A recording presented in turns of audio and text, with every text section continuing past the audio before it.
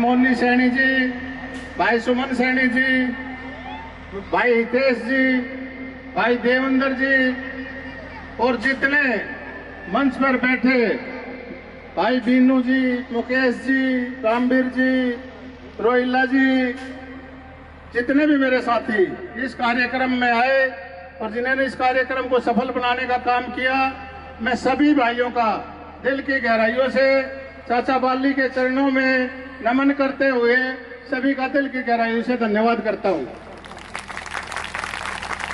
साथियों, मेरी माताओं और बहनों, 2 तारीख का चुनाव है।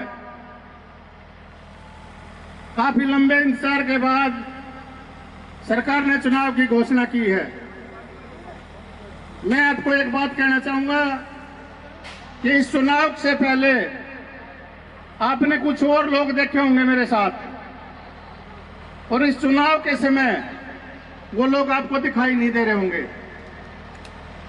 आप जानते हो सब कुछ।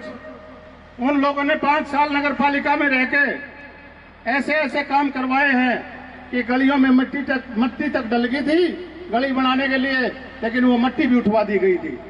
मेरी माता और बहन जानती होंगी इस बात को, मेरे को बताने की जरूरत नहीं है।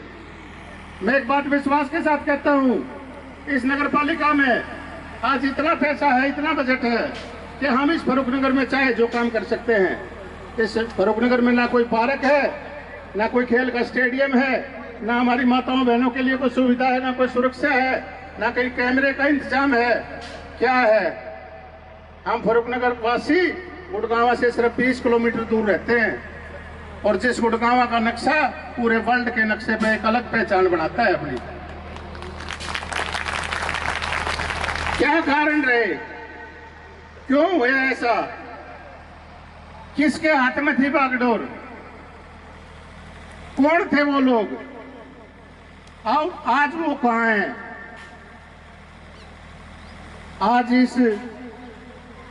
आज के टाइम भी जहां सरकार ने एक गरीबी रेखा के नीचे जो स्कीमें चला रखी हैं, उन स्कीमों का लाभ मेरे फर्रुखनगर वासी को किसी एक भाई बहन को मिला हो तो एक बार हाथ उठाकर बता दो। मिला किसी को?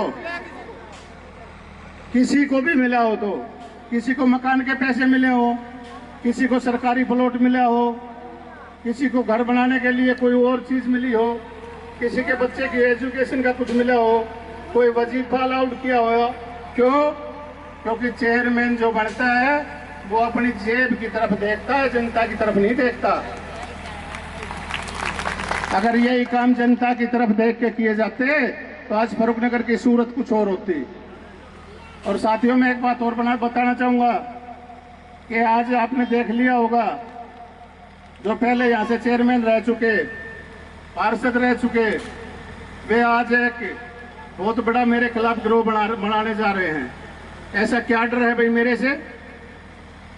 भाई मेरे से ऐसा क्या डर है? क्यों ऐसा कर रहे हैं? एक दूसरे का, वो उसका समर्थन कर रहा है, वो उसका समर्थन कर रहा है, वो उसका समर्थन कर रहा है। अरे भाई, समर्थन से कुछ ना होना, वोट तो मेरी माता बहनों ने और मेरे भाइयों ने देनी है, वोट तो इनने देनी है, और ये वोट डालेंगी वो जीतेगा, और जीतेगा वो जो काम करेगा, और काम के लायक कोई होगा तो वो आप पहचान लियो, खूब नाप तोल के सोच लियो। एक बार संजय भाई से अपील है, एक बार भाई संजय भाई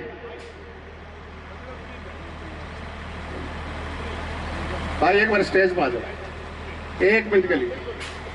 चलो भाई का वहीं से धन्यवाद। तो मैं आपको एक बताना चाहूंगा कि इस नगर पालिका में जो भ्रष्टाचार हुआ है, यहाँ आप देखते होंगे इस गोलबावड़ी छतरी के पास अगर एक आधा घंटा भी बारिश आ जाए तो 2 दिन निकलने का रास्ता नहीं रहता। कहाँ थे हमारे पार्षद, कहाँ थे चेयरमैन? क्यों नहीं इसके निकासी का काम किया गया? क्यों ऐसा काम किया गया जो आज एक नाला निकालने के लिए जगह नहीं है हमारे पास? हमारी कॉलोनी के पानी की निकासी भी नहीं है। इस फर्रुखनगर को एक कूड़े का ढेर बना दिया। इस फर्रुखनगर के चारों ओर जो फैली हुई गंदगी आप देखोगे तो आपको पता चलेगा। मेरी माताओं बहनों, मेरे नौजवान साथियों, बुजुर्गों, मैं आपसे एक विश्वास से बात कहूंगा कि मैंने पूरे फरूखनगर में घूम के देखा है। अपने यहाँ तो फिर भी आप थोड़ा सुख शांति से रह रहे हो। मैं जाटो मोहल्ले में और बारली बस्ती में गया था, वहाँ मैंने 5, 7, 10 घरों के ऐसे हालात देखे हैं कि मेरा रूंग रूंग खड़ा हो गया। और मैं अपने आप में ये सोच के इतनी गलानी महसूस करी कि कैसे ये लोग अपना जीवन यापन कर रहे हैं। क्या इनकी सुध लेने वाला कोई नहीं है? अमीरी गरीबी ये परमात्मा के हाथ में होती है, पता नहीं किस आदमी के कब क्या हालात हो जाए। तो मैं आपको एक बात कहना चाहूंगा, ऐसे आदमी को चुनो जिस आदमी में ये क्षमता हो कि सरकार की सुविधा आप तक पहुंचावे और आपके वो चीज काम आवे। मेरे नौजवान साथियों, मेरी माताओं बहनों, आपसे विश्वास से एक बात कहूंगा कि हर रोज आपने देखा होगा कि जहां भी किसी गरीब आदमी ने 50 गज का 100 गज का अपना पेट पट्टी बांध के जो एक 100 गज का प्लाट ले लिया, अपने बच्चों का सिर ढकने के लिए वो उसमें 2 कमरे बनाना जा रहा है, उसके लिए भी उसको 1,50,000 रुपए देने पड़ते हैं। दिए हैं लोगों ने, मेरे सामने दिए हैं, मैंने देखा है। मैं आपको विश्वास दिला के कहूंगा, किसी गरीब आदमी का पैसा अगर धर्मेंद्र की जेब में 1 चवन्नी आ गई तो आपके बीच में दोबारा नहीं आऊंगा।